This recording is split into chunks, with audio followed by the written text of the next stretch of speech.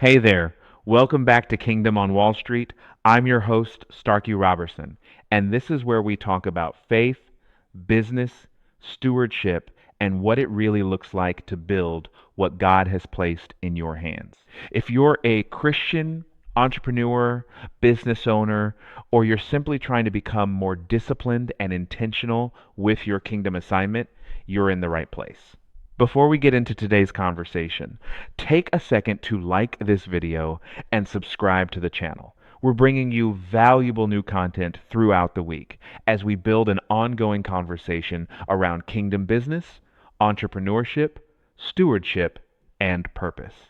Subscribing to this channel is by far the easiest way to stay connected. And grab a pen and paper for this one because today I want to talk specifically to the small business owner who may be thinking, what kind of impact can my little business really make? Maybe you don't have 50 employees. Maybe you don't have millions of dollars. Maybe you're working from home. Maybe your business is you and a laptop. Maybe you're still trying to get your first 100 customers. That's okay. Kingdom impact isn't reserved for large companies. And today I want to give you 5 ways even a very small business can make a very big kingdom impact. Let's get into it. Number 1, serve people in a way that reflects Christ. Let's start here because this is the foundation. Before we talk about donations, ministries, programs, or anything else, look at the way your business treats people. Your customers, your employees, your vendors, your contractors, the person who complains, the customer who's difficult, the person who can't afford your service, the person who can. What do people experience when they encounter your business? Because kingdom impact isn't limited to what your business does with its profits. Kingdom impact should also be visible in how those profits are earned. Honesty matters. Integrity matters. Keeping your word matters. Treating people with dignity matters. Making something right when you've made a mistake matters. Providing what you promised matters. You can put scripture on every wall in your building, but if you consistently mistreat people, those scriptures aren't accomplishing much. Our faith should influence the operating standard. Imagine a customer saying, I don't necessarily believe everything they believe, but I trust that company. They treated me fairly. They kept their word. They didn't take advantage of me. They cared about solving my problem. That's impact. You may never preach a sermon to that customer, but you demonstrated something. And sometimes your conduct creates the credibility that makes someone willing to hear what you believe. So don't underestimate service. Excellent service can itself become an expression of kingdom stewardship. Number 2, create opportunity for people. We talked about this in our last conversation, but I want to look at it specifically through the lens of kingdom impact. Your business can become a door. Maybe eventually you hire somebody. That's a door. Maybe you give a young person their first internship. That's a door. Maybe you hire a small Christian-owned company as a vendor. That's a door. Maybe you subcontract part of a project. That's a door. Maybe you recommend another entrepreneur to one of your customers. That's a door. Maybe somebody needs experience and you give them a legitimate paid project where they can prove themselves. That's a door. A business doesn't have to employ 500 people to create opportunity. Sometimes one opportunity changes one household. Think about that. One job matters to the person who needed the job. One contract matters to the entrepreneur who needed the contract. One referral matters to the business that needed the customer. One internship matters to the student who needed experience. We sometimes underestimate small impact because we're measuring everything in thousands. Kingdom impact can happen one person at a time. And as your business grows, your capacity to create opportunity can grow with it. That's multiplication. Number 3, strengthen the Christian economy intentionally. Now let's talk about where your business spends money. Every business buys things. Even if you're a one-person operation, you may need technology.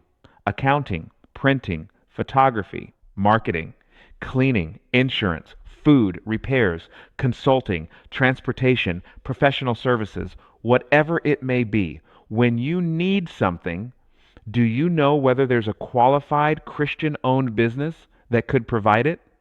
Notice the word qualified. I'm not suggesting that we abandon excellence in the name of supporting one another. Christian businesses should compete on quality, integrity, reliability, and value. But when qualified businesses exist, we should at least know they exist. Because every purchasing decision circulates resources somewhere. And this goes beyond buying. Refer Christian businesses, introduce entrepreneurs, collaborate when it makes sense, share legitimate opportunities. Tell people about companies doing excellent work. If somebody asks, do you know someone who can do this? And you do, make the connection. A stronger Christian economy isn't created by slogans. It's created by economic relationships, customers, vendors, employees, employers, contracts, partnerships, referrals, commerce, knowledge. And small businesses can participate in all of those things. You may not control millions of dollars in procurement, but you control some decisions. Steward the decisions you actually have. Number 4, use what your business has to serve your community. Notice I didn't say write a huge check. Maybe you can't. That's okay. Money is only one resource. What does your business already have? A restaurant has food. A contractor has skills. A technology company has technical expertise. A barber has a chair. A consultant has knowledge. A print shop has printing capability. A transportation company has vehicles. A photographer has a camera and expertise. A business with physical space has space. What could you occasionally do with what you already have? Maybe a restaurant provides meals for a local ministry once a quarter. Maybe a barber provides free haircuts before school starts. Maybe an accountant teaches a financial literacy workshop. Maybe a web developer helps a small ministry establish a basic web presence. Maybe a contractor helps repair something at a church or community organization. Maybe a company allows a nonprofit to use its meeting room. That's kingdom stewardship. And I want to emphasize something. Don't destroy your business trying to help everybody. That's not stewardship either. You have payroll, bills, inventory, taxes, responsibilities. Your business needs to remain healthy. The objective isn't to give until the company collapses. The objective is intentional generosity. Ask, what can we sustainably do? Maybe it's once a month, once a quarter. Maybe you designate a certain amount of capacity. Maybe it's one project per year. Impact doesn't have to be enormous to be meaningful. Use what's already in your hand. Number 5, build something that can outlive your immediate transaction. This one is bigger. Your business should obviously sell something. That's how business works. But what are you building beyond the transaction? Are you developing people? Are you teaching something? Are you strengthening relationships? Are you creating systems that could eventually employ others? Are you helping another entrepreneur become stronger? Are you solving a problem that makes your community better? Are you creating something the next generation can build upon? Kingdom thinking stretches our time horizon. We're not only asking, what can this business earn this week? We're also asking, what can this business become? Who can it serve? What can it create? What can it strengthen? Who could be better because this company existed? That's impact. And your business doesn't have to become a global corporation for that question to matter. Imagine a small business that operates for 30 years. During those 30 years, it employs 50 people at different times, trains 10 young people, supports several local organizations, refers hundreds of customers to other small businesses, provides excellent service to thousands of people, helps employees support their families, pays vendors, mentors, entrepreneurs, and becomes known throughout the community for integrity. Would you call that small impact? I wouldn't. The company may be small, the footprint may not be. That's what I want Christian entrepreneurs to understand. You don't have to wait until you're big to become useful. You can start stewarding impact right now. And when we put these 5 ideas together, something interesting happens. Serve people well, create opportunity, strengthen the Christian economy. Use what you have to serve the community. Build something with lasting value. Now, we're talking about an ecosystem. Businesses aren't operating as isolated islands, they're serving people, creating opportunities, connecting resources, strengthening communities, helping other businesses grow. And that's one of the reasons we're building Ellen Tren. Ellen Tren is designed to strengthen connectivity across the Christian community and economy. Because if we're going to support, refer, hire, collaborate with, purchase from, and create opportunities for one another, we first have to know who's there. You can't refer a business you don't know exists. You can't collaborate with someone you can't find. You can't tell somebody about a Christian owned company if you don't know the company is there. So if you're a Christian, entrepreneur, business owner, church leader, professional, or you're part of an applicable Christian organization, I want you to join us. Registration on Ellen Tren is free. Christian business owners can list their businesses for free. Churches can list their churches for free. Go to ellen.tren.com. That's ELENTREN.com. And the direct link is in the description below. Create your profile. Establish your presence. List your business or church. And then don't stop there. Look around. Discover who's building. Discover who's serving. Discover businesses you didn't know existed. Because Ellen Tren isn't simply about asking, who can help me? Part of what we're building is a community where we can also ask, who can I help? Who can I refer? Who should I know? Who could I introduce? What opportunity can I create? That's how connectivity becomes impact. Ellen Tren is still new, and we're actively building the network. So this is the time to establish your presence. Again, registration is free. Business and church listings are free. Visit ellentren.com and you'll find the direct link in the description below.